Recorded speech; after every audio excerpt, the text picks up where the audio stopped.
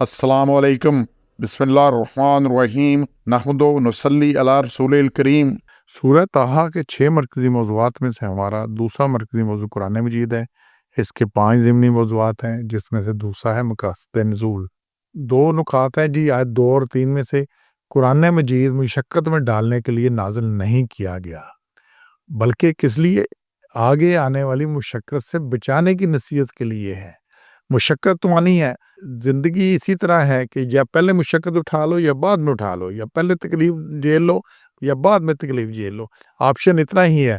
جو لوگ زندگی میں پہلے تکلیف جھیلتے ہیں، محنت کرتے ہیں، پڑھتے ہیں، کچھ اور کرتے ہیں، کاروبار میں محنت کرتے ہیں، پھر آگے ان کے لیے آسانی پیدا ہوتی ہے۔ جو پہلے نہیں توجہ کرتے کسی طرف، پھر آگے ان کی زندگی مشقت میں گزرتی ہے۔ تو یہاں پہ پہلا نقطہ ہے 2 نمبر میں سے، اس لیے ہم نے نازل نہیں کیا، ما اللہ نے شروع ہی نہیں سے کیا، ما نہیں انزلنا الیک القرآن، اس لیے نازل نہیں کیا لتشقیٰ کہ تم مشقت میں پڑ جاؤ، مشقت کے تکلیف میں پڑ جاؤ، تمہیں اس سے تکلیف، کیونکہ بہت بڑی تکلیف ہوتی ہے جب قریش نہیں مانتے، باقی نہیں مانتے، تکلیفیں جس کو قرآن سناتے اس نے انکار کیا، سب سے پہلے چچا نے انکار کیا، باقیوں نے انکار کیا، سب نے انکار کیا۔ جو صادق اور امین سمجھتے تھے انہوں نے کہا جناب یہ جھوٹا ہے اور یہ ساحر ہے اور جادو ہے اور یہ کچھ ساری اس طرح کے الزامات لگائے، کاہن ہے اور باقی کچھ ہے۔ لیکن اللہ نے پھر کہا اللہ تذکرۃً، تذکرہ ہوتا ہے یاد دہانی، تذکرہ یاد دہانی، اور یاد دہانی کیا ہے؟ انسان کی فطرت میں اللہ نے ڈالا ہوا ہے کہ خیر کیا ہے اور خرابی کیا ہے، خوبی کیا ہے، خرابی کیا ہے، خیر کیا ہے، شر کیا ہے، ہر ایک کو پتہ ہے ٹھیک کیا ہے، غلط کیا ہے۔ ہر کوئی جو آپ اپنے لیے پسند کرتے ہیں وہ دوسرے کے لیے بھی پسند کریں وہ خیر ہے، جو اپنے لیے ناپسند کرتے ہیں دوسرے کے لیے بھی نہ کریں وہ شر ہے، خرابی ہے۔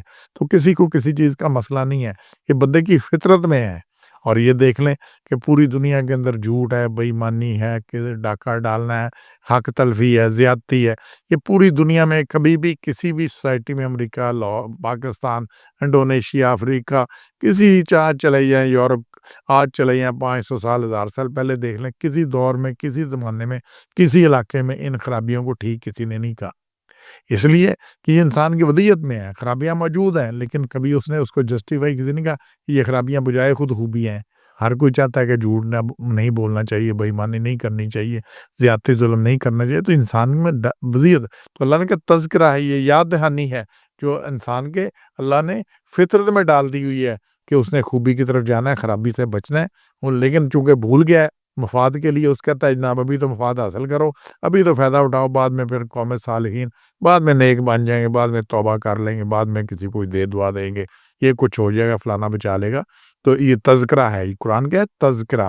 تذکرہ تو یاد دہانی، یاد دہانی اس کی جو پہلے سے موجود ہو، ایک سبق بندے کو بھول گیا ہے تو اس کو یاد کرا دیا جائے، تو تذکرہ کیا؟ یاد دہانی ہے، اور ترجمہ بھی اس کا یاد دہانی ہے۔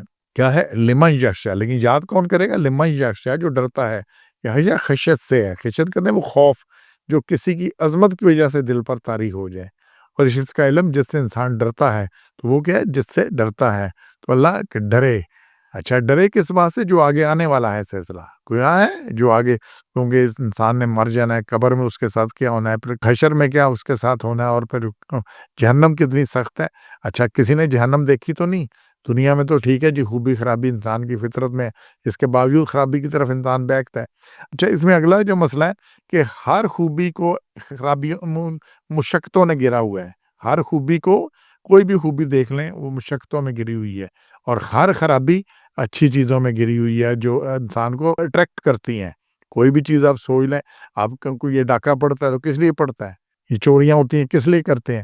ہوتا ہے جی جلدی سے پیسے آ جائیں، آج ہی میں کروڑ پتی بن جاؤں، آج ہی میں یہ کچھ کر لوں، دوسروں کو لوٹ کے، یہ کر کے، وہ کر کے، باقی بھی انسان جتنی چیزیں کرتا ہے وقتی فائدے کے لیے، وقتی مزے کے لیے، اور بھی جتنی کچھ ہے، ٹھیک ہے نا؟ تو اس لیے، لیکن انجام کیا اس کا؟ ہر خرابی کا آخر کار اس خرابی کا نقصان پہنچنا ہی پہنچنا ہے۔ تو یہ یخشا جو ڈر گیا، تو ڈرنے کا کیا سلسلہ ہے؟ اسی لیے سورہ مومنون 23 نمبر، اس میں یہ ہے کہ اللہ نے کہا فلاں کن پیمان والے، کنہوں نے پائی، اور وہ کیا ہیں؟ جو اپنی نمازوں کی حفاظت کرتے ہیں، خاشعون، جھکتے ہیں، اور پھر باقی آگے آیات آ رہی ہیں کیا کیا کرتے ہیں، یہ آیات ہیں 8 10 23 نمبر سورہ مومنون کی، یہ دیکھیے گا کہ خشیت یہ ہے کہ یہ کام کرتے ہوں۔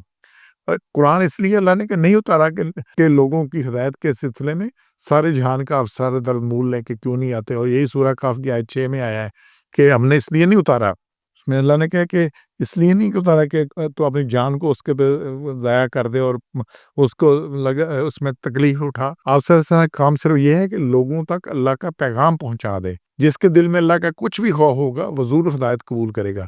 اس لیے یہ یاد دہانی ہے، تذکرہ ہے اور ہدایت ہے متقین کے لیے. یہ قرآن شروع ادھر سے ہو رہا ہے.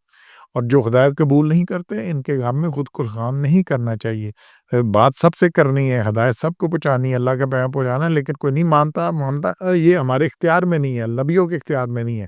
تو جو ہدایت قبول نہیں کرتے ان کے غم میں خود کو لگان نہیں کرنا چاہیے. نزول قرآن کا مقصد حضور صلی اللہ علیہ وسلم کو شکل میں ڈالنا نہیں تھا. بعض روایات کے مطابق آپ صلی اللہ علیہ وسلم اور صحابہ کرام رضی اللہ تعالیٰ عنہ رات کو کھڑے ہو کر بہت زیادہ قرآن پڑھا کرتے تھے. صلی اللہ علیہ وسلم کی اس محنت اور ریاضت کو دیکھ کر کافر کہتے کہ قرآن کیا اتارا ہے، بیچارے محمد صلی اللہ علیہ وسلم پر مصیبت پڑ گئے ہیں. پھر اس وقت یہ آیت اتری کہ اللہ سے ڈرنے والوں کے لیے یہ مصیبت نہیں بلکہ نصیحت اور یاد دہانی ہے. اور جو شخص بھی آج بھی جتنا قرآن پڑھتا ہے رضا اور رغبت اور شوق سے پڑھتا ہے، محنت اور مشقت سمجھ کر نہیں پڑھتا، تکلیف سمجھ کر نہیں پڑھتا، بس سے ساتھ یہ ہے کہ اس کو اس میں کوشش کرنی چاہیے کہ اس کو سمجھے اور عمل کرے. سبحان ربک رب العزت عما یصفون وسلام علی المرسلین والحمد للہ رب العالمین.